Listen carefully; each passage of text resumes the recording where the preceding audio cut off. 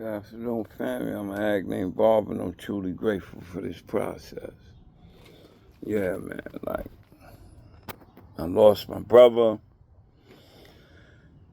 A lot of people was counting on me to tap out the game, but I'm here, and I ain't going nowhere, man. But the day at a time, man.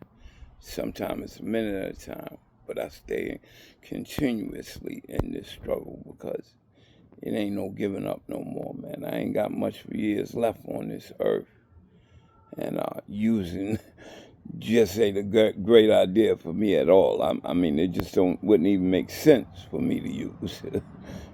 I'm so confused. At my brother's funeral, it was his day, but yet everybody was so concerned about me. I didn't understand that because when I was using, nobody was out there. Nobody came and said, "Hello, how you doing? You need a hand to get up, or anything, or do you know a penny or a stay on the ground dog?" I just don't remember anybody coming. So, as far as you asking me, am I all right and all that, say that for somebody else, man, because I just don't have no energy for that fakeness today. The only thing people are concerned about is, me staying in a position to help them out. That's all, because that's all I ever did all my life is give to people who didn't deserve me to give to. But on a stronger note, man, enough of that venting. Good afternoon. I'm an ag named Bob, and I'm truly grateful for this process. And again, man, life is amazing, man. When I stop using, if I would have ask God for something, anything, and pray for it, it'll be none of what I have right now. And I'm not talking about materialistic. I'm not talking about that. The peace, even though I have a lot of things that I've accumulated in a short period that I have been clean, but nothing can amount to the peace of mind I have. I'm sitting in my backyard. Every day I do the same routine, go out and pick up leaves. You believe that leaves are falling in the summertime, and, I don't know, maybe it's Charlie tears, I don't know. But I love my brother, man. My brother was everything to me, man. Like, y'all, I don't even know what y'all don't even know what that nigga meant to me, man. Y'all have no idea. And I really don't want to focus on Charlie right now, but you know,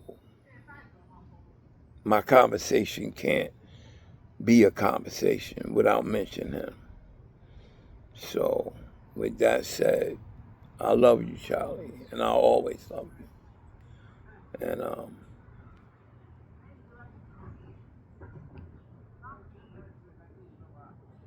I'm going to die fighting for your legacy and what was so wrongfully done to you by those doctors, them hospitals. They gonna pay, and I'm not gonna rest until they pay. And by the grace of God, I was able to be there from the beginning to the end, and we had a plan when you walked in that door. But it will be taken care of. As long as I got breath in me, I'm gonna fight for your life that is now gone as a result of those people. That is a fact, you know. And again, man, life is great, man. Like, you know, I ain't used nobody. I ain't used no substances. All I continue to do is keep giving back what was so freely given to me. Thank you, Lord, for giving me a life worth living. Thank you. Because, the God that I was brought up to believe in was a punishing God, and it's just not the case. You know, your God is your God and mine is mine. You know, today I understand that, you know, people believe in different stuff, and that's okay. If that's what's working for them, let it work. That's where a lot of confusion comes back. Why should I be mad at you for serving something that you like or you love? I'm wrong, you know. And through some careful studying of my Bible, I understand that every man is responsible for himself, and as well as every woman is responsible for herself. So I have no judgment on nobody's situation one way or another. It is what it is.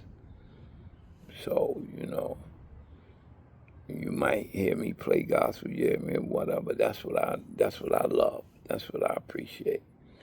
You know.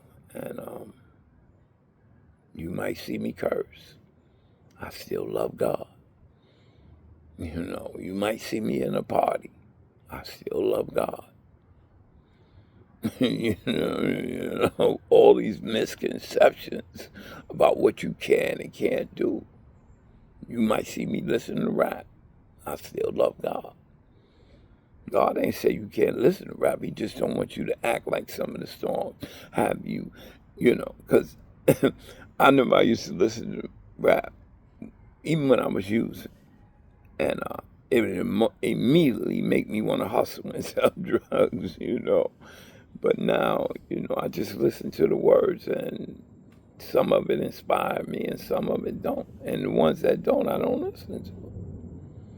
But I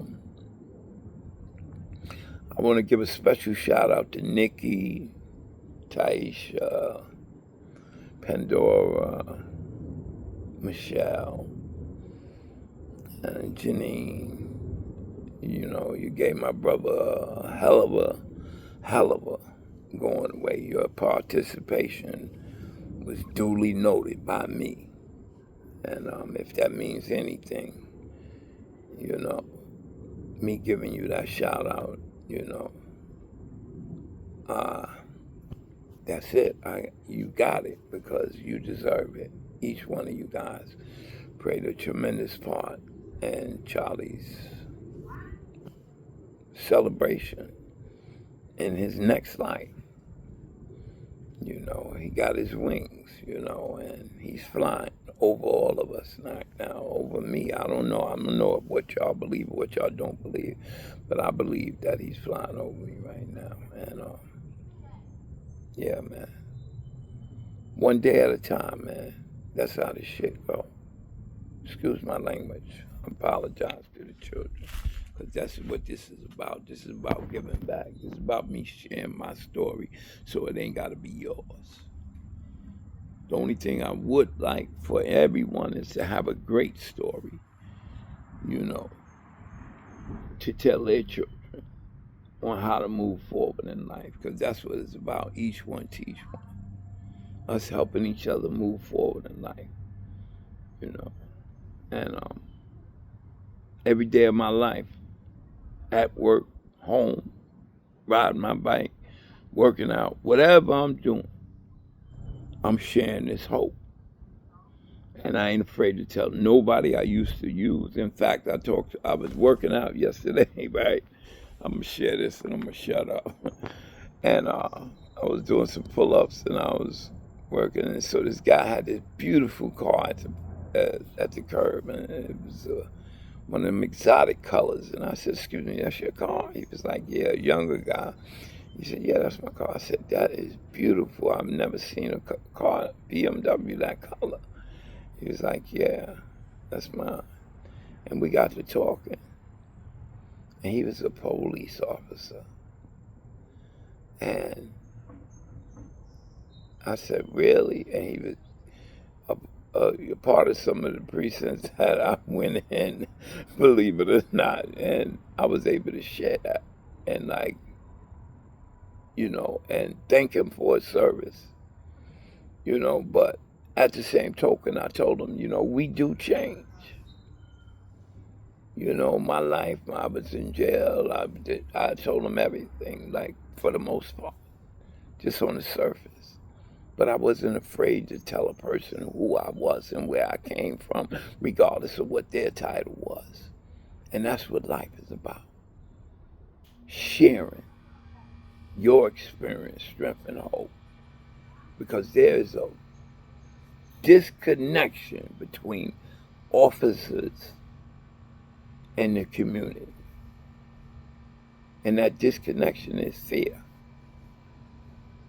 You know, I never forget I was upstate and a person of another color came in, white, and he was a great guy, you know, and he was a gambler. He loved playing poker, and poker, if anybody knows anything about jail, poker is one game you do not want to play because your money can't catch up with your losses, and you wind up signing into protective custody, or you wind up going out on a stretcher, because that's how fast the game can turn. And I saw him playing, and for some reason or another, people see white, they see victim, you know. And I was letting them know, listen, man, get up off that table. They was like, nah, B. I was like, nah, man. He said, go, come here, let me talk to you. I said, don't mess with that, man. If you ain't got the money to play, you know, leave it alone, man, because you're going to get in some trouble with that. And he had told me, he said, thank you. And he said to me, and he lived up in the town where I was in the jail at, 14 hours out of New York.